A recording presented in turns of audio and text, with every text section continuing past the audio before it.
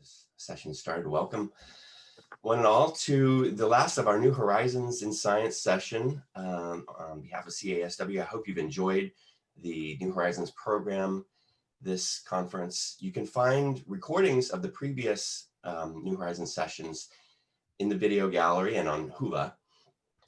We'll also be releasing those publicly over the next few weeks on YouTube. And I hope that if you enjoyed the videos, you'll share them with your networks on social media.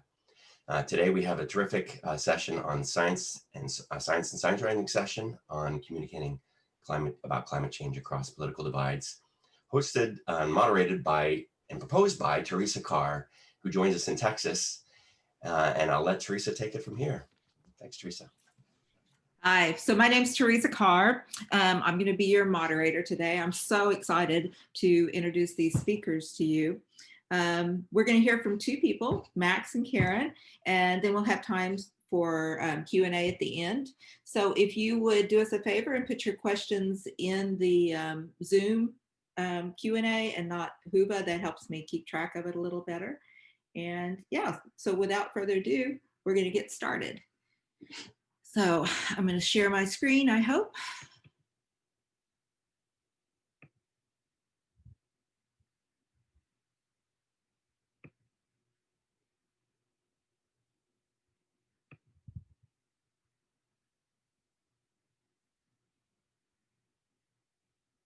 I hope that's showing. I've got, there it is.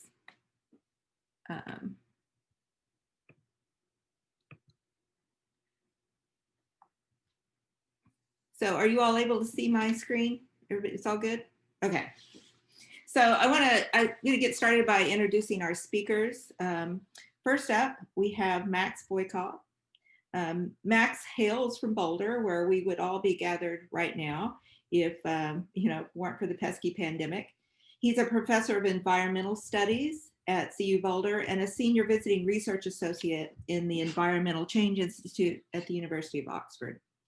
Max's research and creative work focuses on two areas. First, the cultural politics of science, climate change, and environmental issues. And second, the transformations of carbon-based economies and societies, with an emphasis on the interface of science and practical action. He's the co-author and editor of 7 books, most recently Creative Climate Communications, Productive Pathways for Science and Society, and you really should check that out, as well as edited volumes along with more than 50 articles and book chapters. So I asked Max, what started him on this kind of research path. And he told me that he was working in agriculture in rural Honduras in 1998 when Hurricane Mitch struck. It awoke him to the importance of better understanding of the interface between humans and the environment. Later, he said that he was really fascinated by how the international media accounts of the event either kind of jived with his own experience or differed from it.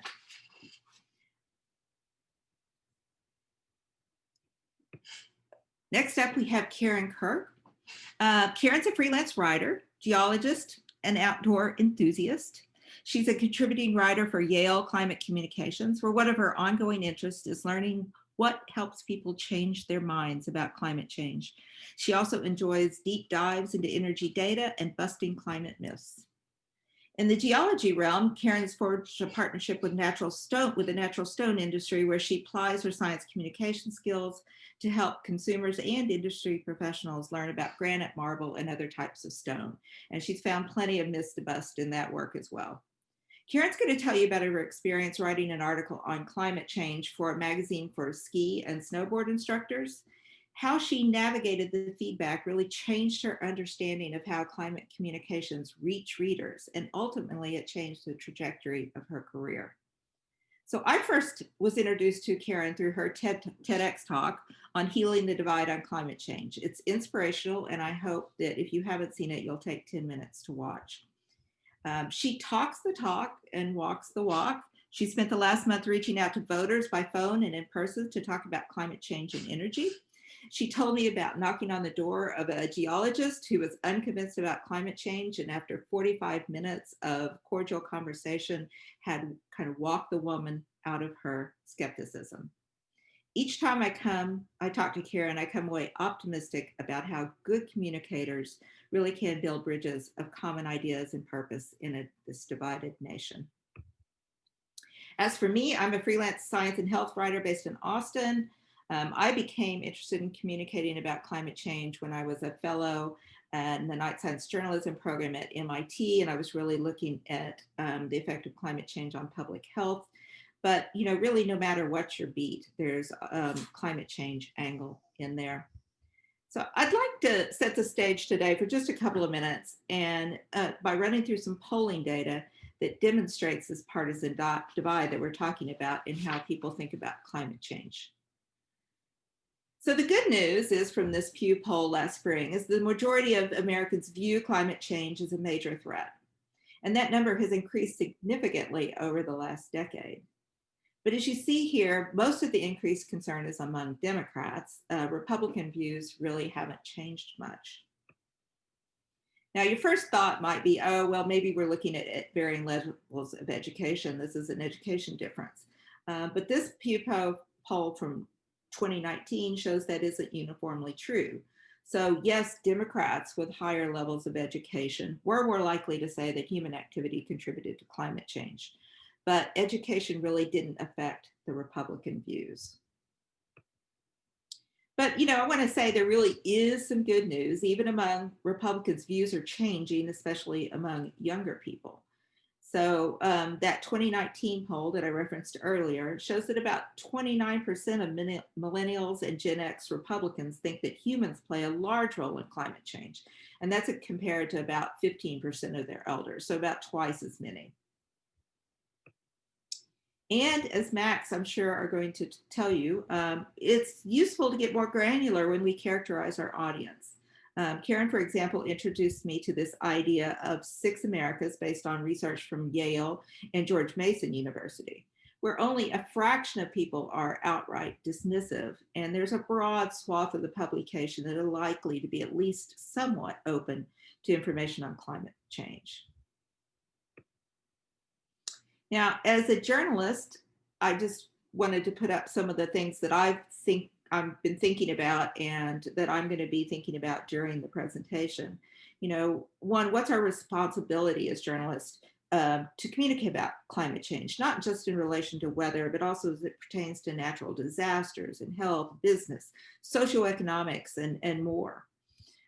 How can we better understand our audience, and how can that understanding help us convey the science? How do we reach people with a wide range of views? And what do we do, as in Karin's case, where we encounter resistance from either the media outlets, our editors, or our audience? And how can we frame our talk about solutions for a broad appeal?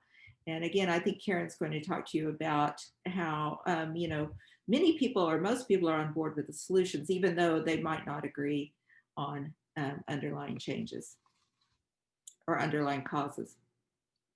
So again, if you have questions during the talk, just pop them in the Zoom chat. We'll get to them as many as possible at the end. And now I'm going to quit talking and turn this over to our scientist, Max Boykoff.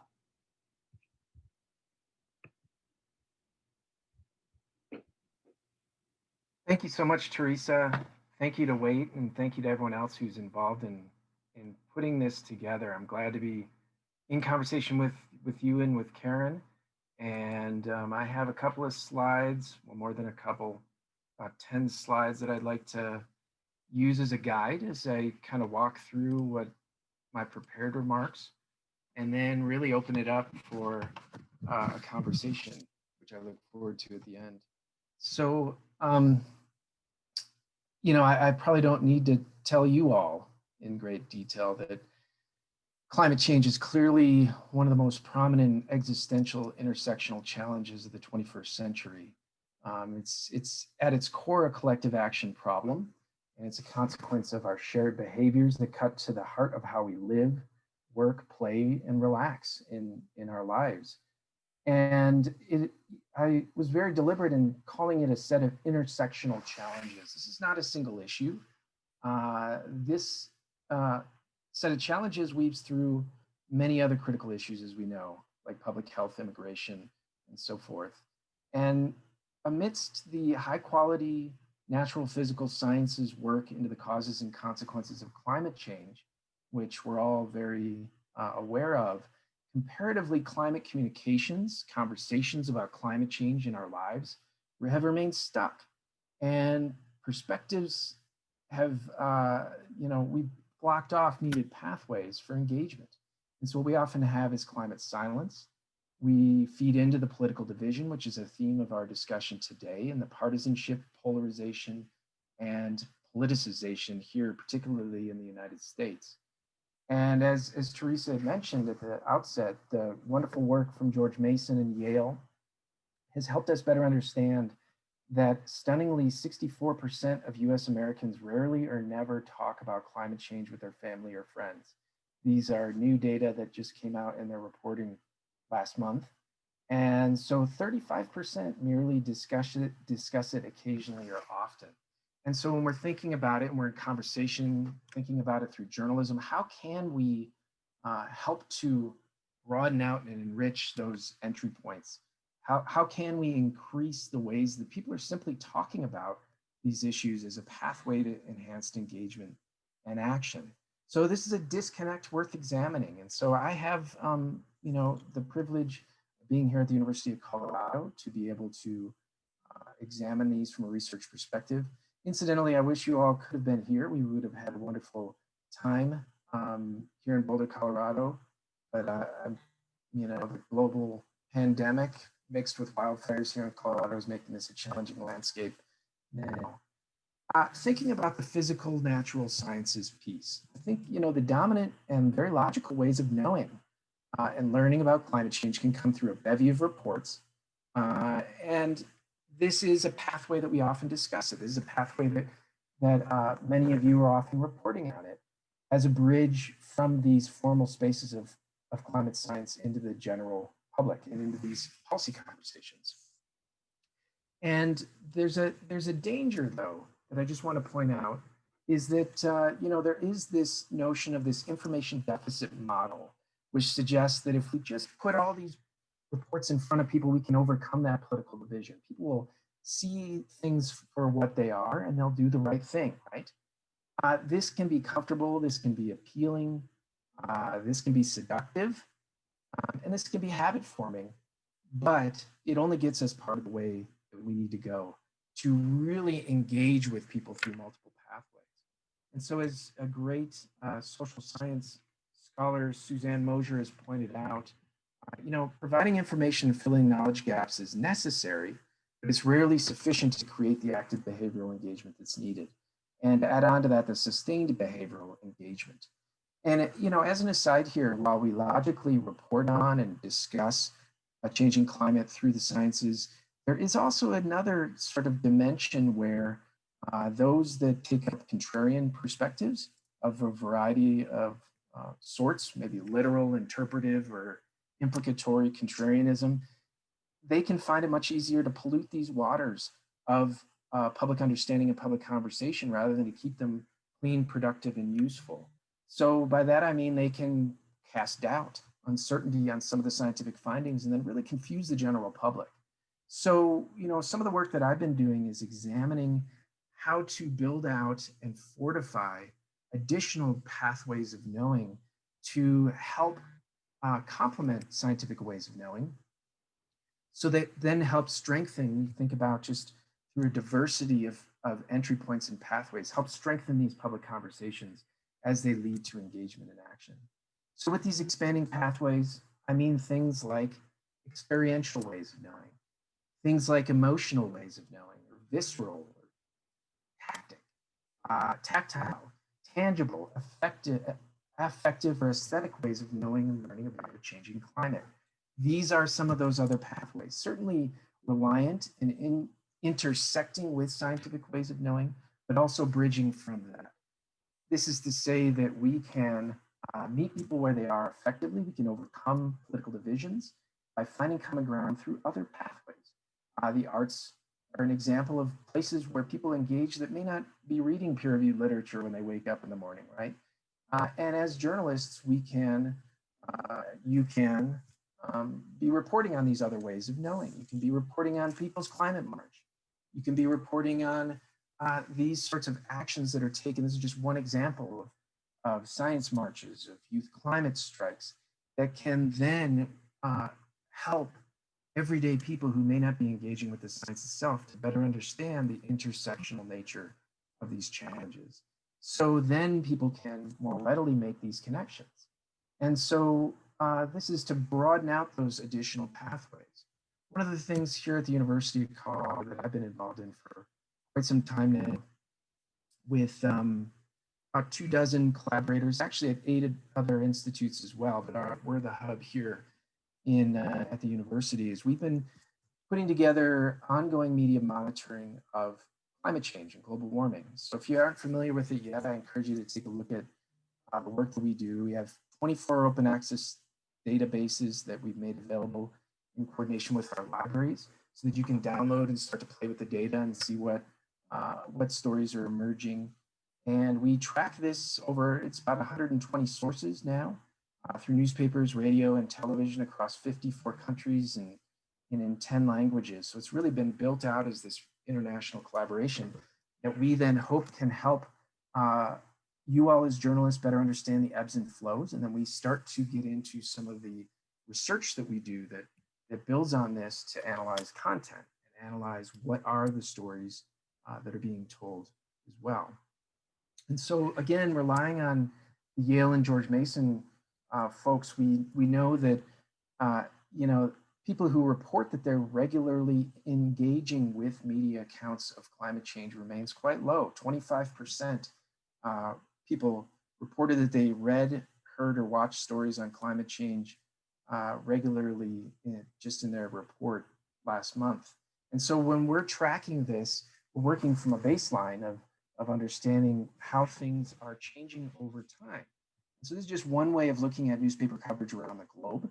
We break it down into regions, and we've seen this dramatic drop off, as you may be able to see on the right-hand side, that corresponds with increasing coverage in a finite news hole of COVID-19 coverage. And it is recently rebounded in September due to a number of different concatenate events, but it remains low levels of coverage into 2020 in these limited spaces. And so we've been tracking that over time. One of the things, Teresa mentions my book.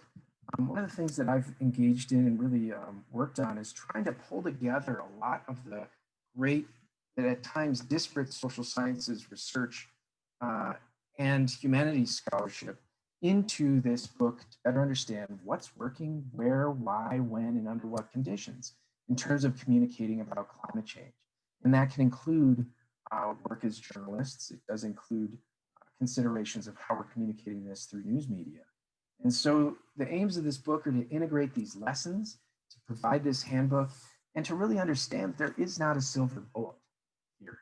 There is not that magical scientific report. There is not going to be that one superstorm that is going to change a significant amount of public opinion, but rather we need to be supporting these multiple pathways in, as I've been describing, be they aesthetic, be they scientific, be they experiential, be they emotional, across the registers of fears and concerns, across to aspirations and hope. And I'll talk a little bit about laughter as well. So in the book, you might notice that I put climate change not just in a different color, but in parentheses. In brief, I have put this together to really emphasize that some of the lessons that have been learned through the great social sciences and humanities research that's been done can point to other guidance that can be useful for other science policy issues, like GMOs, vaccinations, nuclear power, stem cell research. And so the book, as I've written it, is a lot of references. So hopefully it's a starting point for someone to go into and better understand these lessons that can be learned and ways to integrate these lessons. And then secondly, I think we all know this intuitively. We've discussed this in some ways. This is really to emphasize through the title of the book that we can effectively communicate and approach intersectional climate challenges through other issues. We don't always need to invoke climate or climate change explicitly. Now, I think as a journalistic community, I've been a part of conversations that have talked about the importance of stating it explicitly at times, and also the importance of weaving it into other stories. And there's a time and place really for just about everything, but those who always feel that they need to be leading with climate change can be at times tone deaf to certain audiences, what might be most effective in certain contexts. And these approaches then can blunt and undermine what ultimately are our communication goals of engaging and inspiring our readership, our viewership, or everyday citizens to take action in the face of a changing climate. This is not to suggest that we need to shy away from these issues. Rather, it means to be creative and approach these carefully in order to find that common ground. And so we can embed these in other issues. And establishing that common ground really is about discipline. It's about these disciplined commitments to find respectful, open, and considered dialogues about our common concern. Again, for the purposes of this panel, to overcome political division. I mean, I throughout the book, I provided many examples. I could provide just a few about what I mean here, just in brief, that, there were housing and urban development funds made available for disasters earlier this year for disaster relief. And as different states had put their proposals forward to get a hold of this $16 billion of funding, certain states had really engaged in kind of discursive acrobatics to avoid invoking the terms climate change to what may be seen as a hostile way that HUD was approaching this, to then talk about in other ways. Texas was referring to these issues as changing coastal conditions. Those in South Carolina were referring to destabilizing effects and unpredictability of being hit by major storms. We've seen this through some of the ways in which the US Department of Agriculture has been engaging with soil conservation and other issues, also addressing a changing climate, but sometimes implicitly with farmers and land managers. We can see this in the spaces of religion, where instead of talking about climate change, we can talk about protecting God's creation. We can talk about it through scripture and so forth and so on, as examples here. So by that, I just mean that smart communication discretion is advised. So in brief, I want to just talk about these different ways of knowing and ways of learning.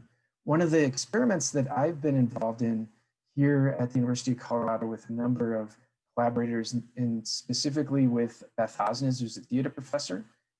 We've been working with our students. We've been holding international video competitions, and we, up until the pandemic, been having live events where we put students up on stage. We tether their performances to Project Drawdown, which is a wonderful guide that can help them then create comedic content that points towards solutions and pathways to alleviate these challenges. We actually went online. We have a show that was online this spring, but this is really a way to build out another way of approaching people, that sometimes we can find political division through those scientific approaches.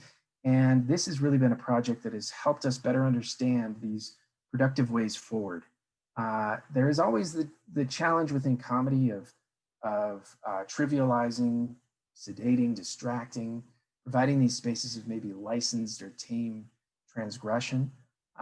But humor can be really usefully utilized to connect people, information, ideas, ways of thinking and acting. It can bring forth and exploit cracks in arguments, wiggle in and make a nuisance and draw attention to incongruities, to falsehoods, to pretentiousness, and destabilize ways of knowing and help us rethink. And so we've been doing research into this, not just, you can see some of the work that we're doing with our students here. We've been then studying this work to see what kind of successes or what kind of challenges have we faced. And, in short, we've found that new routes to knowing about climate change can overcome maybe what can be seen as a sober doom and gloom scientific assessment through these humorous ways of approaching. And carefully constructed can draw towards solutions, can draw towards ways in which people can take action in the face of a changing climate. So, just with the limited time that I have here, I look forward to hearing from Karin and Teresa and then having a conversation with you all. Just point to, in the book, I've pulled a lot of these lessons from research that's been done, partly some of my own, but largely from many others around the country and around the world, to better understand what are some guidance, rules of the road or features of a roadmap that we can rely on. And so among them, you can see on the left-hand side of this slide, some more general ones about being authentic, aware, and accurate. I think a lot about the late Steve Schneider's comments about knowing thyself in terms of being authentic, knowing thy audience in terms of being aware, and knowing thy stuff in terms of being accurate. Steve Schneider would often point to those three tenets. And what I add on here is also being imaginative and bold, thinking creatively about those new avenues, including through news media of stories to cover. And so on the right-hand side in the purple, there are really some important ways in which we can find common ground. I elaborate on this quite a lot. Emphasizing the here and now, we can talk about Colorado wildfires as an example of here and now. Focusing in on the benefits of engagement, some of the co-benefits associated with engagement. Creatively empowering people or providing those spaces for empowerment, as we've done with our students. And then last, smartening up our communications. There is this old adage, if we just dumb it down for the general public, they'll get it. But really, this is a process through the social sciences and humanities and through our practices of turning that on its head and saying that we really need to smarten up, be very disciplined about the ways that we are effectively communicating with each other. So in closing, things aren't the way they used to be. Nostalgia is highly overrated, of course, I think. These are a couple of figures just showing on the left-hand side, temperature been rising. On the right-hand side, the upper heat, the upper ocean layers, the heat content there.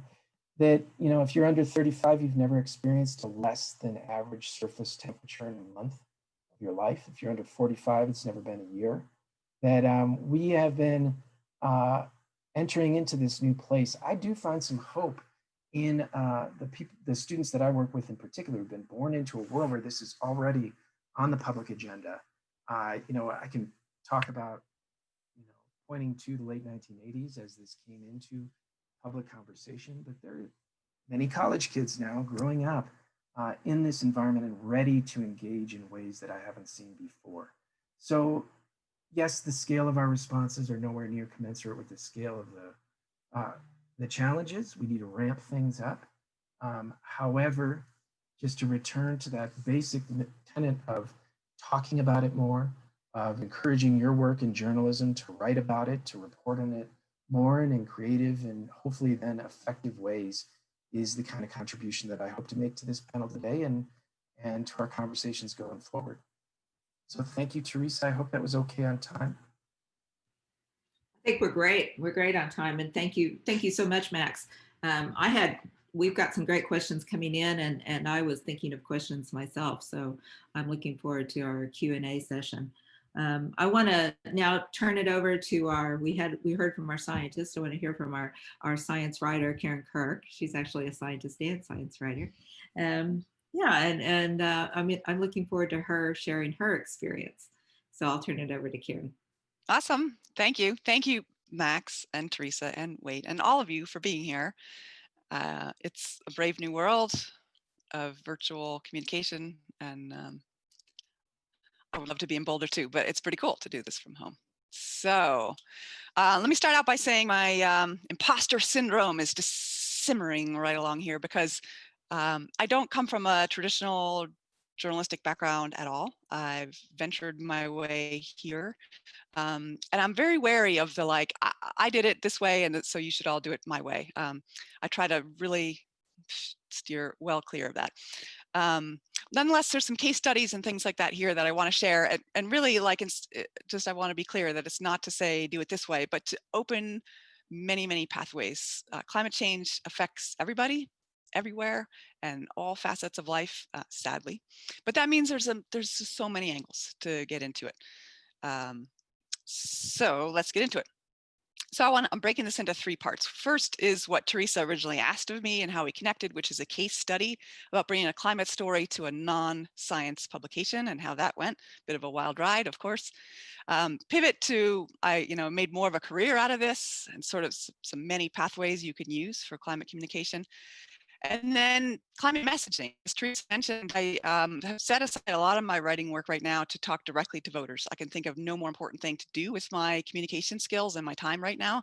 And my focus is shot anyway with COVID and the election. And I was like, you know what, if I'm not going to be productive, I'm just going to go out there and pound the pavement and knock on doors. And so that gives me a lot of insights.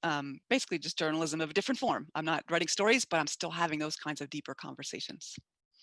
So yeah, I'm not a journalist. I'm 2 things. I'm a ski instructor in the winter. I live in Montana. Winter reaches, like wraps around most of the year. My first day on skis will probably be Monday. But I'm actually, I'm not a ski bum. I'm a professional ski instructor. I have deep connections with the industry. I work with all kinds of people and instructors and our official membership organization. I'm also a geologist. I haven't done official research in climate science, but I've been working in climate related topics since my undergraduate. And then, like all of you, I'm trying to bring climate into play in my writing in every way that I can. So for my case study here, there's a magazine called 32 Degrees Fahrenheit, obviously. And it's the journal of snow sports education. And so ski and snowboard instructors all across the country get this magazine, I want to say 3 times a year. There's 32,000 members and potential readers. And it's a mixture of, there's serious feature articles that are peer reviewed, and then little, more magazine-y kind of fun things. It's sort of a hybrid type publication. And I've been writing for them for quite some time, blending some of my science education background with snow sports education. So really ways of teaching and learning. But then I decided, I want to do some leveraging here. I want to take my climate expertise, which I had never really talked about with these editors, and I want to bring it into this publication.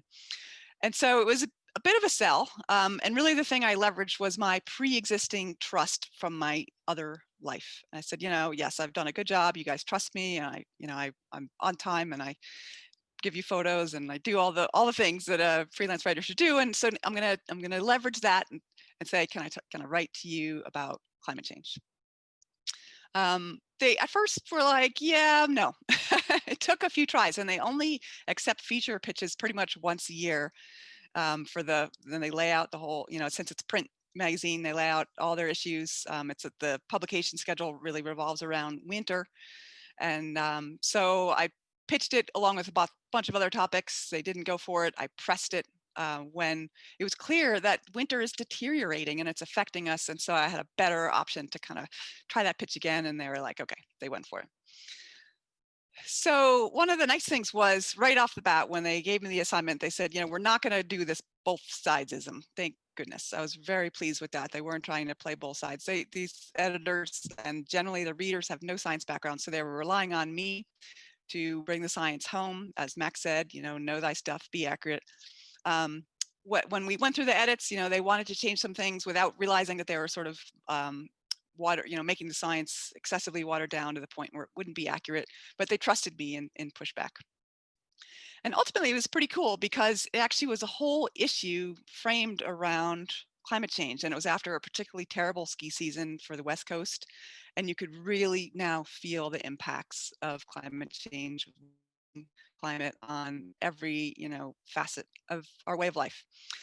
And so I was really excited to have this out, and I did, all of my scientific due diligence, nice and simple and relevant for the target audience. And I used all my favorite credible sources.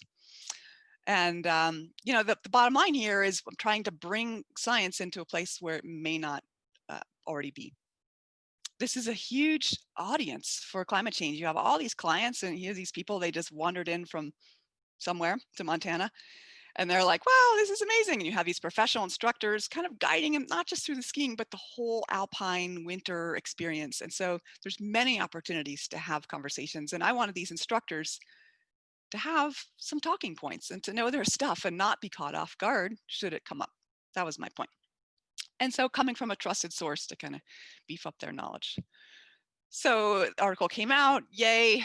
And then, you know, the don't read the comments, but how can you not read the comments? So at this time, this organization had like a forum, like an online member forum that kind of did a daily digest in your email, unless you opted out. I'm very bad at avoiding comments. So, and some of them came straight to my email anyway. So just directly from the reader. So yay, someone says, yeah, I'm a trainer at my ski school. This person has a leadership position. And now I'm going to use these examples in my daily practice. Of course, that's exactly what I'm going for. But yeah, the opposite, right? So for the first time in 25 years as a member PSIA, Professional Ski Instructors of America, I threw my magazine in the trash. And then he proceeds with all the same myths that, you know, I've heard, and I'm sure Max has heard. We've all heard our whole entire careers. You know, we got it dead wrong the first time around, right? That myth is like completely wrong, right? But so this person writes back and says, oh, well, interesting, you know, at least you didn't recycle, right? Because you put your magazine in the trash and you're apparently a climate science denier or climate change denier. And, you know, it did not improve from there. This became the biggest discussion topic that this membership had ever seen, and not necessarily to the better. A lot of the same stuff that you hear all the time. And, you know, I was shocked, and I think the editors were too, because we make a living on the snow. It seemed, I think we all kind of made a little bit of a mistake thinking we're really in this together because we rely on snow. Without snow, we've got nothing. And so, you know, I don't think there's any way actually that I could have framed it that wouldn't have generated some of this response, but it surprised me. I really thought I was talking to slightly more like-minded group. And I was terribly unhappy, as you can imagine. But, you know, it wasn't a total loss because eventually, as these conversations do, this probably unfolded over a week or two. You know, you got to some really helpful solutions, you know, like, hey, you know, we can, there's things we can do. We can work on, you know, sustainable practices and not wasting energy. Like, who wants to waste energy? Nobody.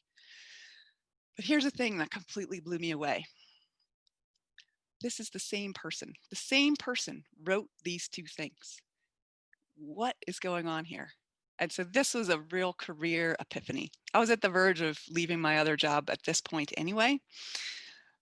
But what is going on here? So this guy just wrote this beautiful bullet list of solutions while at the same time being like, you know, so upset at the whole idea of climate change. And it was really cool for me to say, huh, so maybe we can get to the other end. We can kind of just end run and get to the other end much more easily than you might think. We don't have to understand the greenhouse effect to agree that we shouldn't waste energy.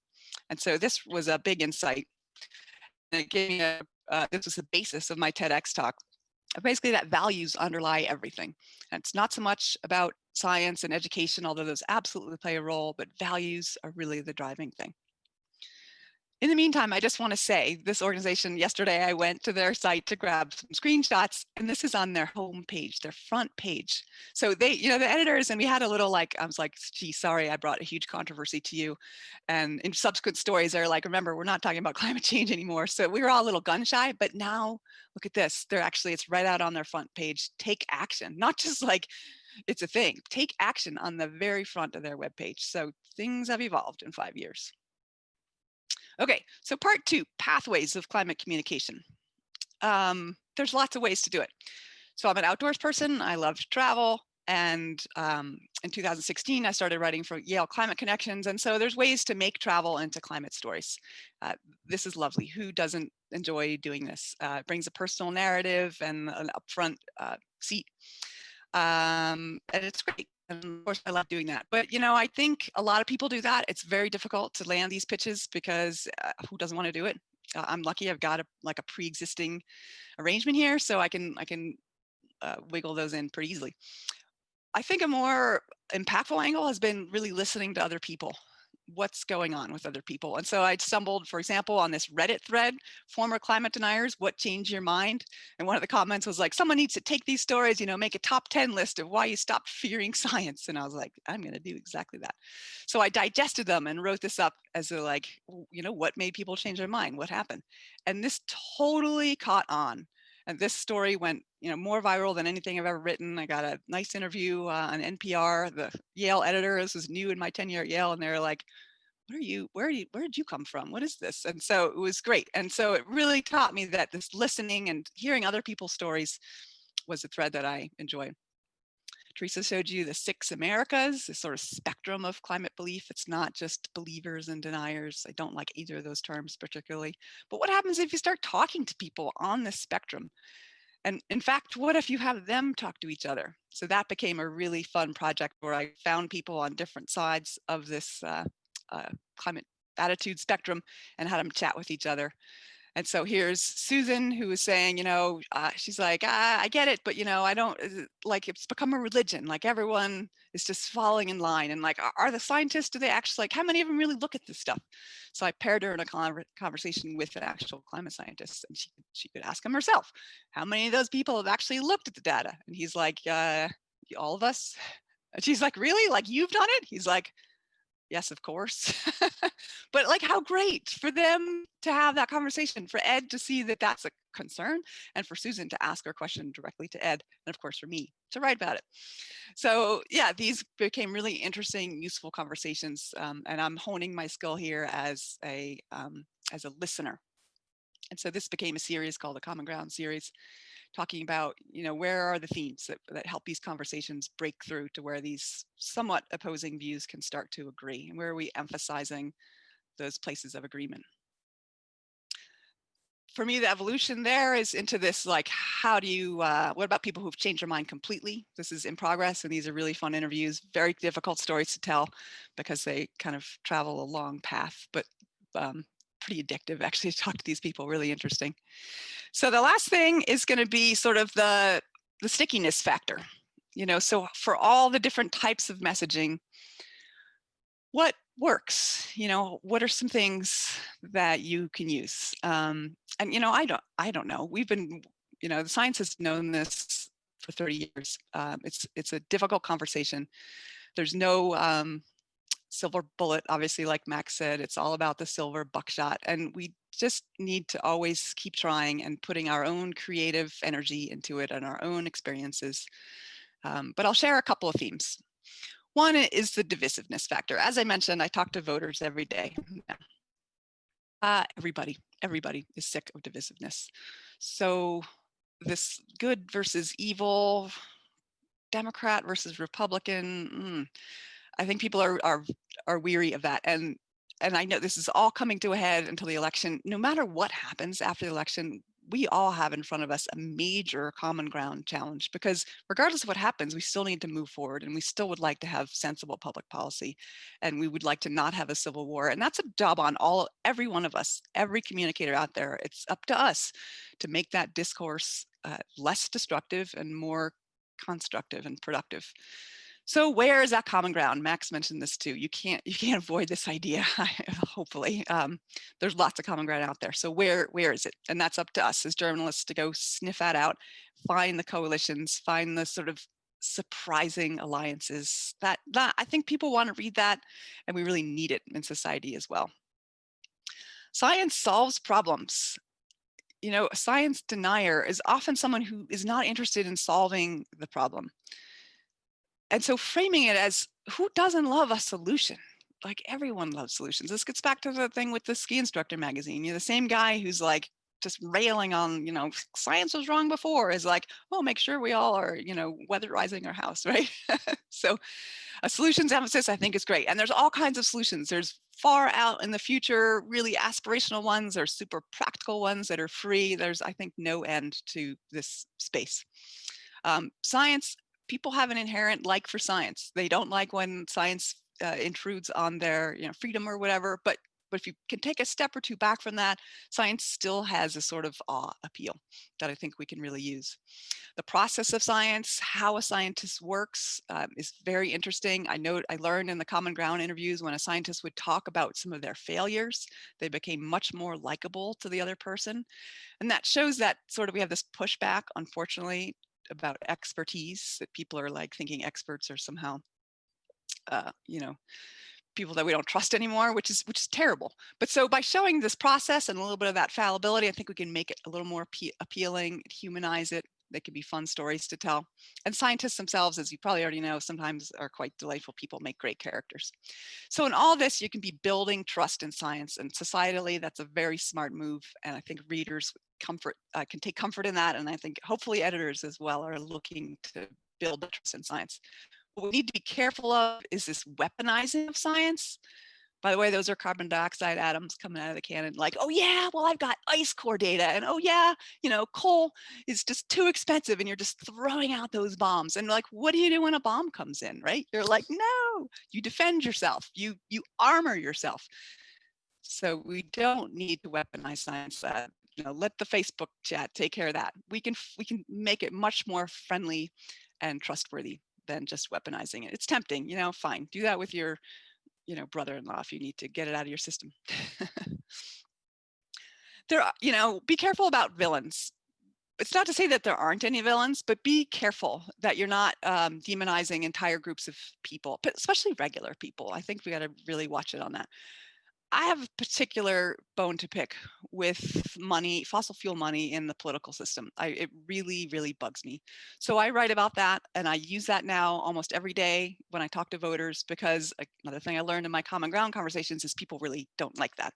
People are very wary of money going to the pockets of our politicians. So here I do have a villain. I wrote a whole story and a deep dive in a database called Open Secrets that went through campaign financing to really call it out. And I'm not like, calling out a group of people or whatever. Like, we're all Americans, and we're all kind of on the receiving end of this very strange political system. And so there is a villain here, but it's a very specific one, and it's not another person, right? It's these corporate entities. Again, the fighting, this picture's taken near in Yellowstone Park. And so here you have young elk, young bucks. And the more, this is practice fighting. And they do this every fall, and they're literally practice fighting. And the more they practice, guess what? The better they get. And so maybe you have your like talking points, again, back to that weaponizing thing where like someone activates you and you're like, oh yeah, I've done this before. I've practiced this, and I'm just going to double down. So be careful, because the more we fight, the more we fight. So what else? What can we do? And this advice is now verging into everything. You're writing, you're pitching, your brother-in-law, talking to voters, everybody. Instead of arguing, try opening yourself up. Instead of that armor or firing out your cannon of science, open up. What's going on? What am I hearing? What's behind your concern?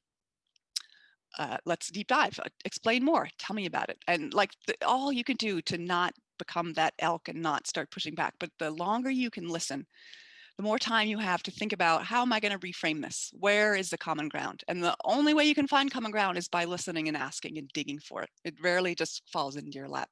And so this is our job as these sort of open-minded goalies, or you could put any analogy you want of this, like, I'm listening, I'm open, I am seeking, those on-ramps and trailheads and places where we're going to find our common ground, where we can move forward.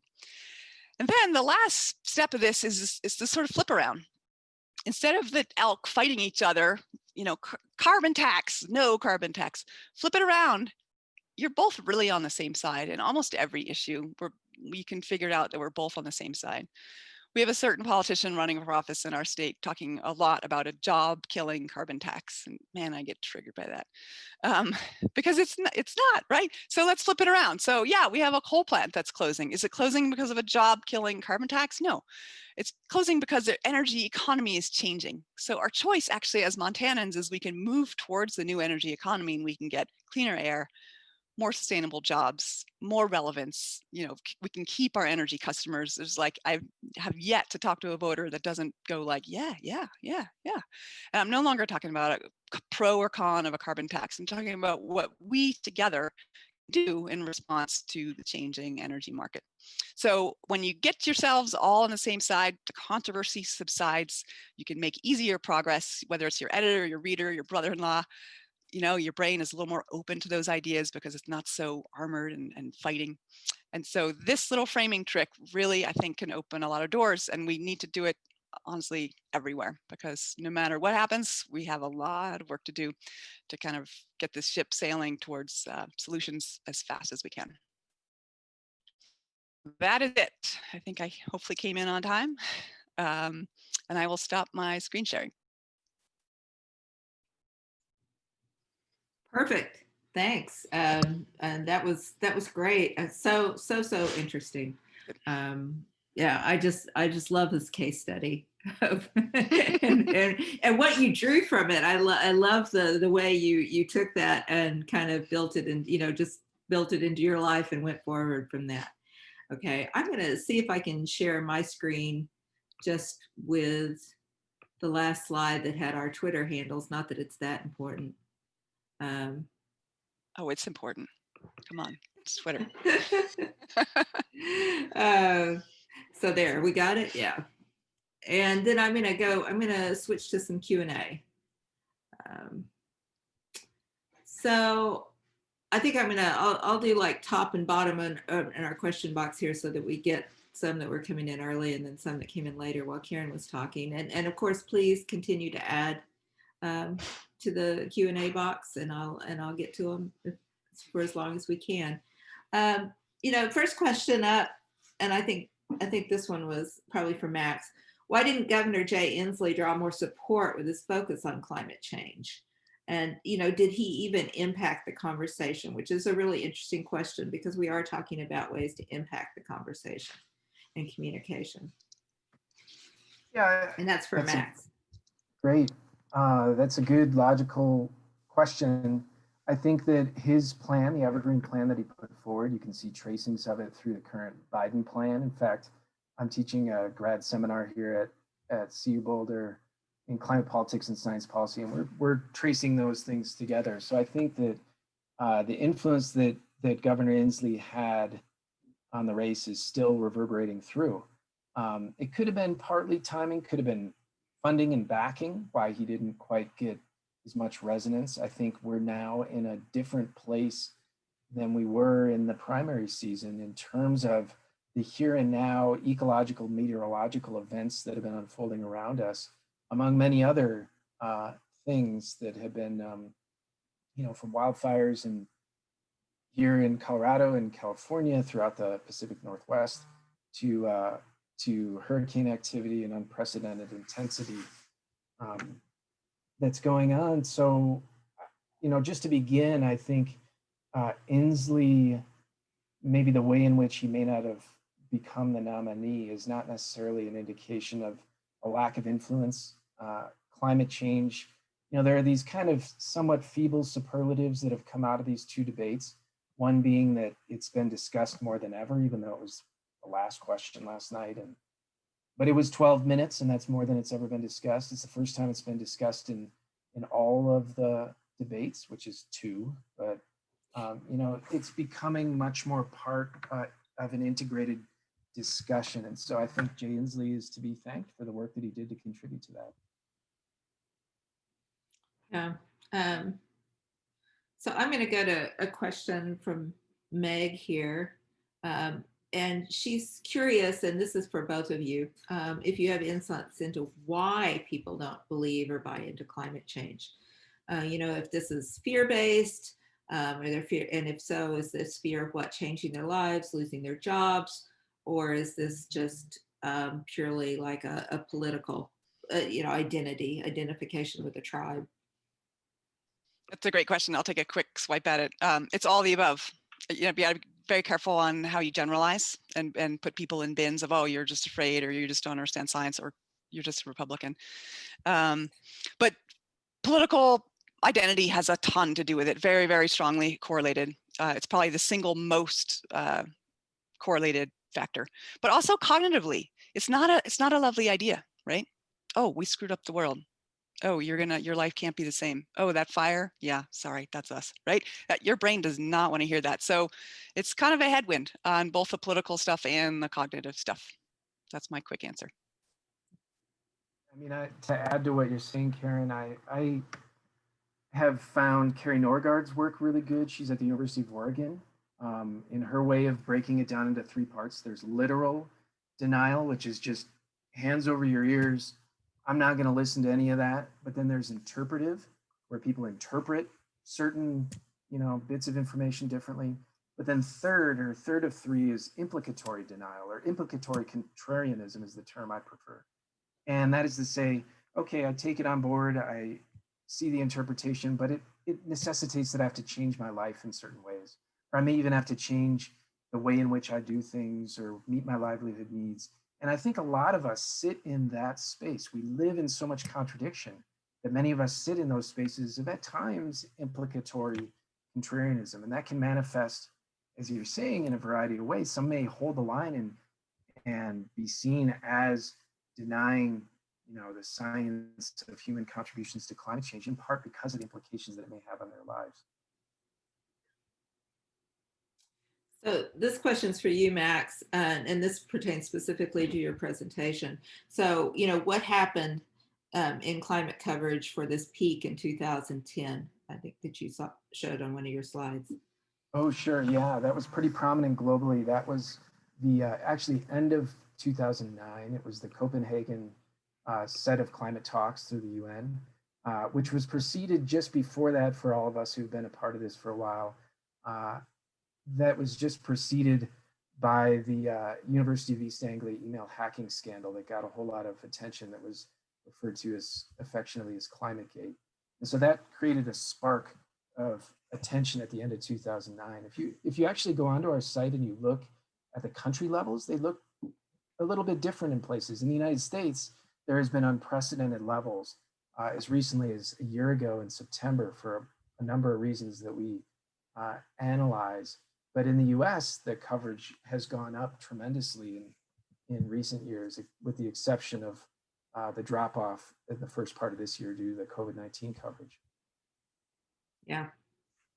This is a really good question. This comes from Alex, and yeah, I've had this question myself. So as we learned yesterday, we were talking about the misinformation session yesterday. Many funded by big corporations and foreign adversaries are rampant misinformation.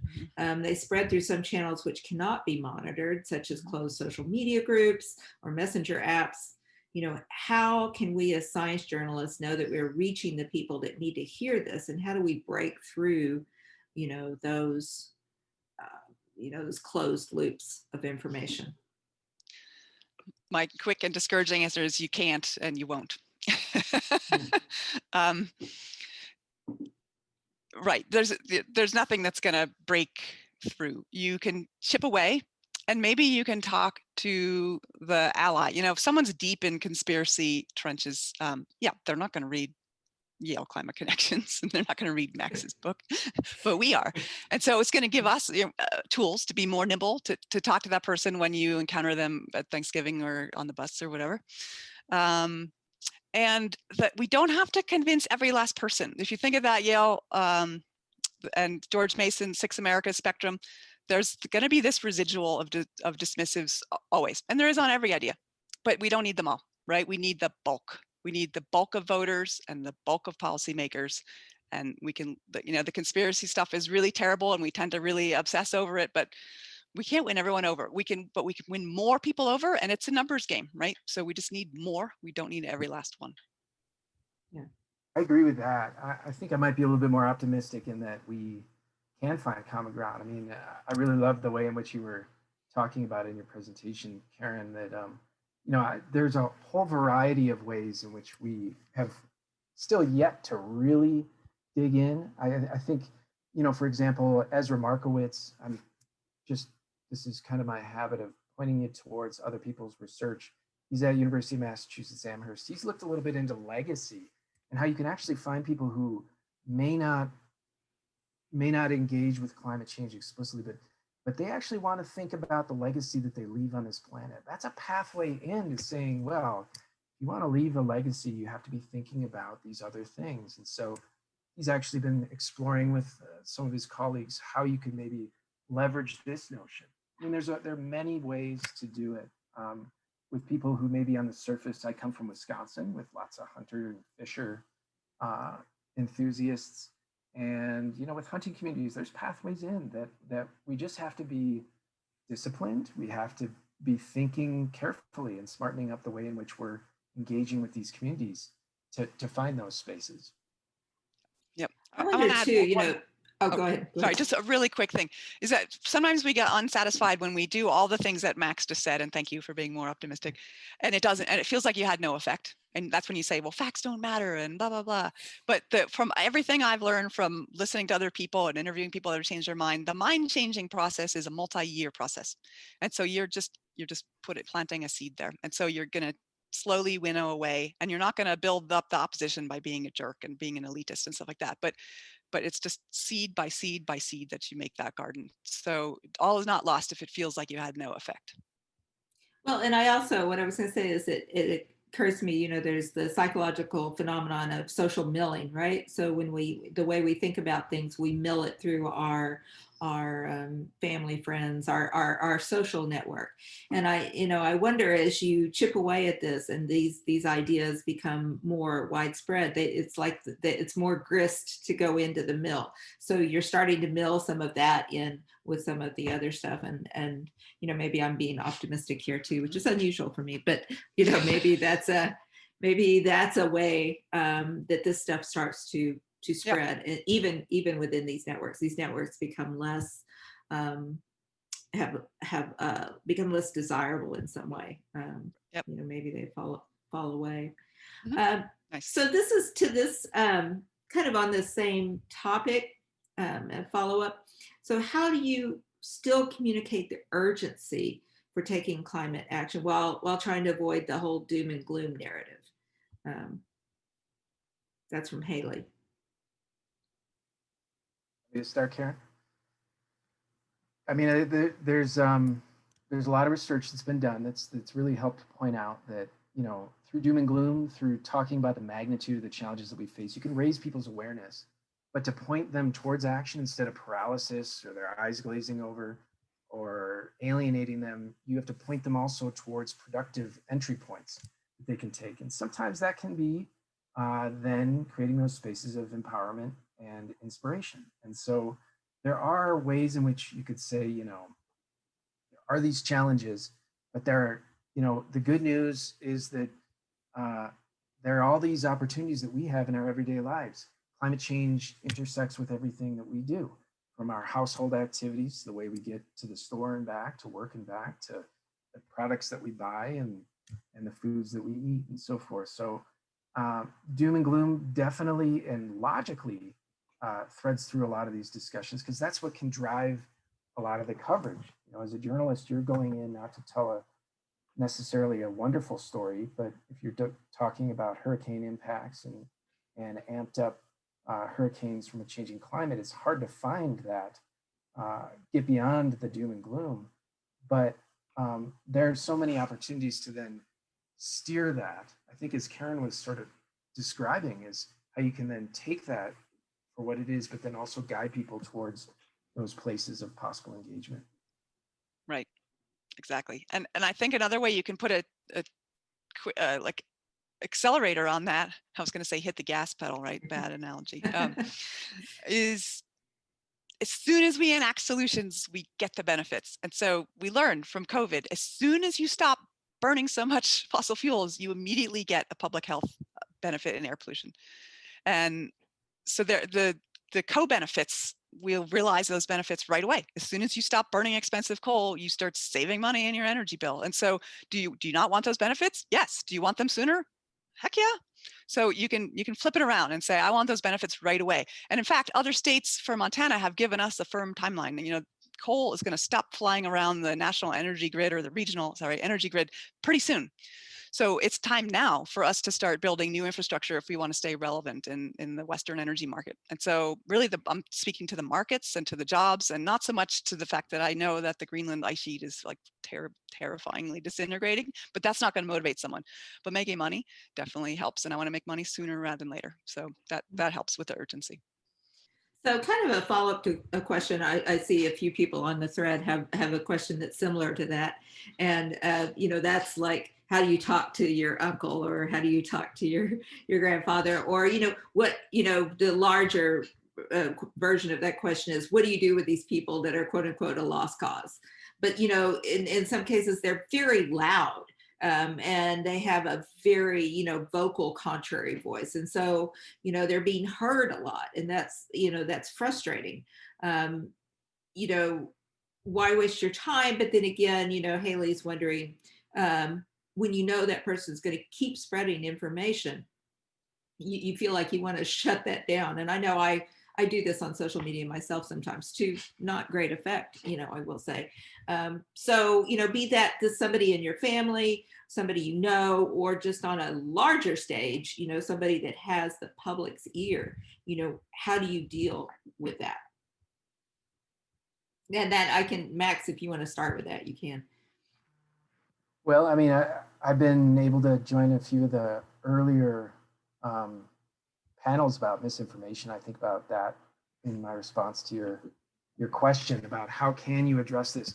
I mean, we don't need to be doing everything, all of us. And I think Karin is exactly right that not everybody needs to get on board for things to happen.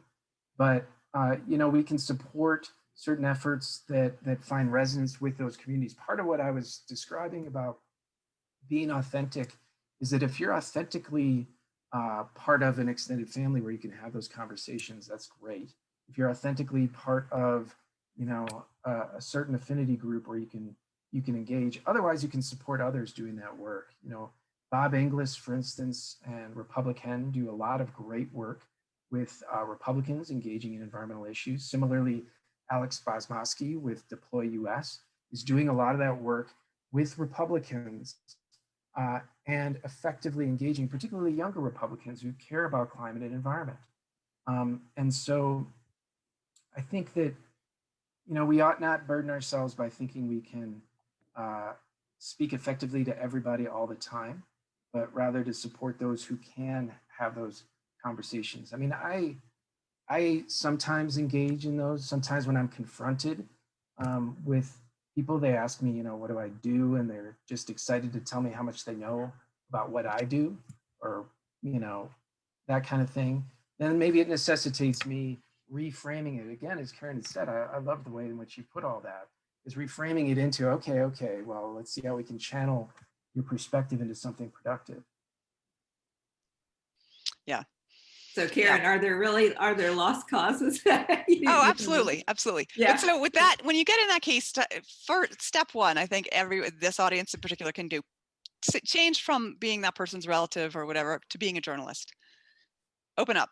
Tell me, like, what's going on, why, and just listen and ask. For one thing, that dissolves the contentiousness. That you know, it takes two of those elk to fight. So, and when people talk about themselves, they enjoy it, right? Your brain gets a nice dose of like, oh, this is great. And so, and agree wherever you can, and like point out, you know, again. And so even just that will dissolve the fight, and you're going to learn some stuff that then you can maybe use. Maybe you'll start to see themes. So that right there is a great step. At the same time, you got to suppress your blood pressure, and you got to silence your science cannon. And so the longer you can listen, the easier it'll be to respond. And then the other thing is with some practice, you get better and better and better at diffusing these things. You get to be a little ninja of climate science, and they don't bother you because you're like, oh, right, yep, that, you know, I can see why you think that, because that's like, yeah, a lot of people think that, and here's a little thing you can do. I had a really long chat with the voter. I think Teresa mentioned it, and you could hear it, like I could hear her throat just tightening. And I was like, yeah, because this is really hard for her. I unfortunately heard these myths hundreds and hundreds of times. And so I was able to stay very relaxed and in that kind of open soccer goalie mode, because, you know, it doesn't, that stuff doesn't really ruffle my feathers anymore. And not to say that that's a great thing, that we've been exposed to so much misinformation that doesn't bother us, but the less it bothers you, the more effective you can be. So some fluency helps, unfortunately. I would like to pivot a little bit on that and talk specifically about journalism. And I can start here with Max, but you know, you talked about engaging people on different levels, you know, be that, you know, their emotions, you know, tactile, all these different ways that we can engage people. And you gave comedy as a great example of that. As journalism, can you, I don't want to put you on the spot here, but if you have any good examples, you know, if you know anybody that does this well, that you can point us to, that would be great. And in addition to just talk to journalists about how they might incorporate some of those aspects into their, into their stories, into the way they tell their stories. I'm not just saying this because of the crowd. I am aware of audience, but some of the smartest people I know, best writers, are within this environmental journalism community. And there's many great examples. And on top of that, I will say, in my epitaph, it'll read, he had plenty of ideas and some of them were good. Just in that I have so many story ideas rolling around in my head all the time. I imagine that many of you who are writing these stories have so many possibilities of leads. This is an intersectional set of challenges that provide so many ways to tell stories. And people grab a hold of those other registers rather than just the science in very effective ways. I mean, I can point to many environmental journalists who are doing good work. The one caution I would say, though, is, of course, this isn't just about having a good story idea. Oftentimes, these wonderful story ideas and these great journalists are swimming upstream against this current of political economic pressure in the newsroom and more largely throughout media. And so those are real pressures, the shortened time to deadline, the word count requirements then just can constrain your ability to be creative. I mean, I can talk about it through my own life that when I'm doing my creative work, you need that space, you need that time to be able to do it. And so even with great story ideas, and I could rattle off a ton of wonderful journalists, I recognize those pressures that are on all of you on a daily basis. Karin, for you, kind of a similar question in terms of like, what specifically can journalists be doing? I mean, you talked a lot about communications, which, I appreciate, but are there things that journalists can incorporate in their writing, be it thematically, be it, organization, be it framing? Are there things that journalists can do to help incorporate some of these ideas that you brought and still, of course, stay very true? I think somebody, one of the questions was, well, we're taught to look at all sides of a question. So, why are we ignoring some of this, and talking about these other things? So, what are some journalistic tips, if you will? Yeah. That's a great question, and of course an impossible one to really answer. But I think if you look I love the impossible question. Right. That's my job. If you look at cognition, what goes down easy in your brain and what doesn't. And so what do we like? We like feeling good about things. We like being reassured. We like feeling like we're on the winning side, that there's other people with us. What don't we like? We don't want to feel like we're idiots. We don't want to feel like we're damaging things. And so you see where I'm going at? Like it's all about the framing. And so think about what makes your brain feel good when you're a consumer of news. Something, a little bit unifying, things like that. So it's, your brain is an amazing filter, right? Otherwise you'd be really OCD.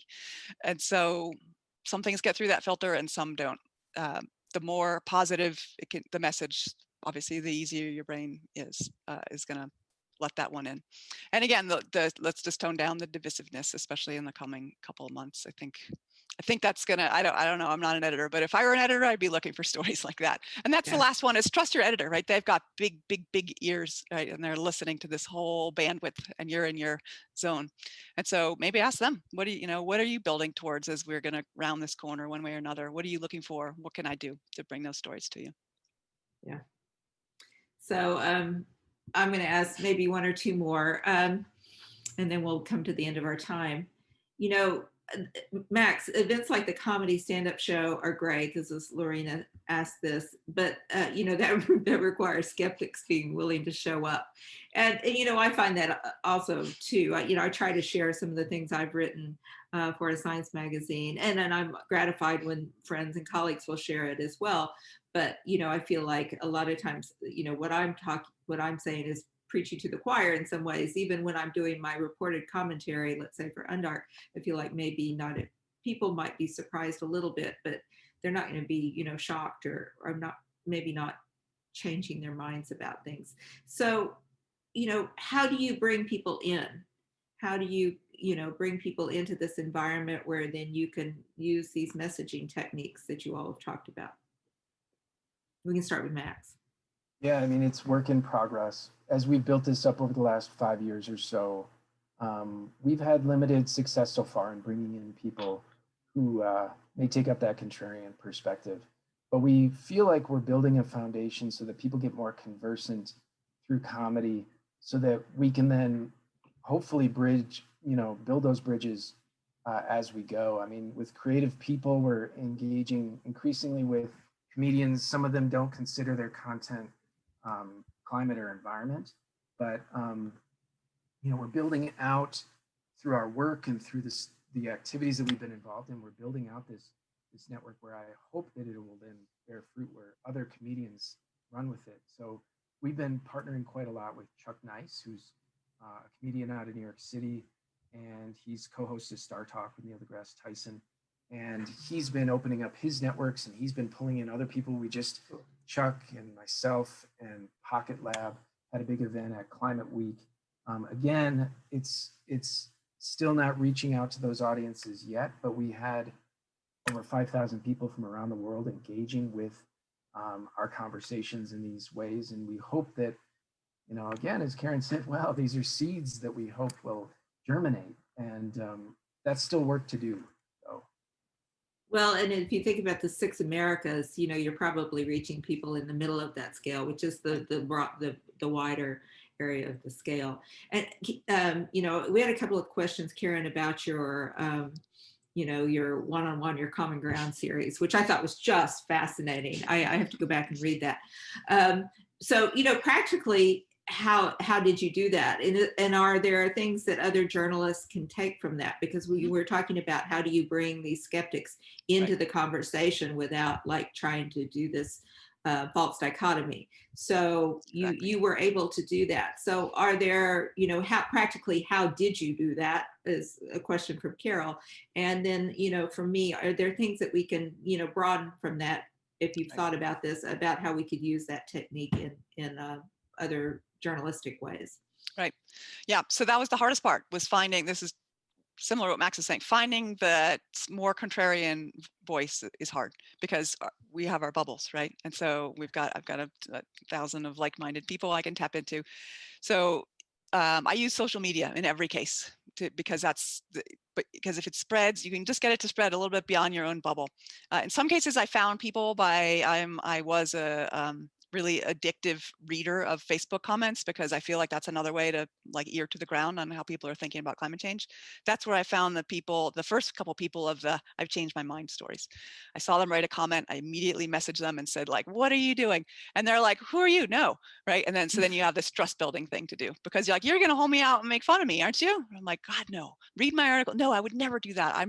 More people need to hear your thing. And so it's not a false dichotomy, but it's like, I want to hear your story, and I'm not, and you just work with me here. I will not make you look like an idiot. I'm going to make you look really relatable, because so many people want to know what you've been through.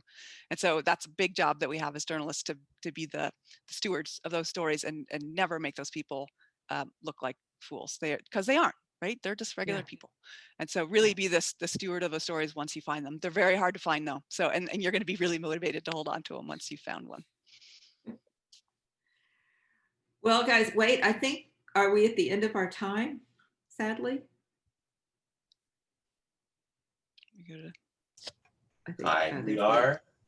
So we should wrap this up now. Yeah.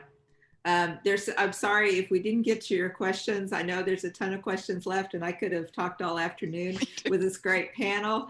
The time flew by, and I'm really, really sorry not to get to everything. You can reach us on Twitter if you have more questions. In my case, absolutely feel free to DM me on Twitter. You have our Twitter handles. Yep. And I really, really appreciate everybody coming. I think this was a fascinating panel, and I know it sparked me to go do some more reading and learning and thinking about this so I can incorporate it in my own work. Thanks so much, Teresa. Well done.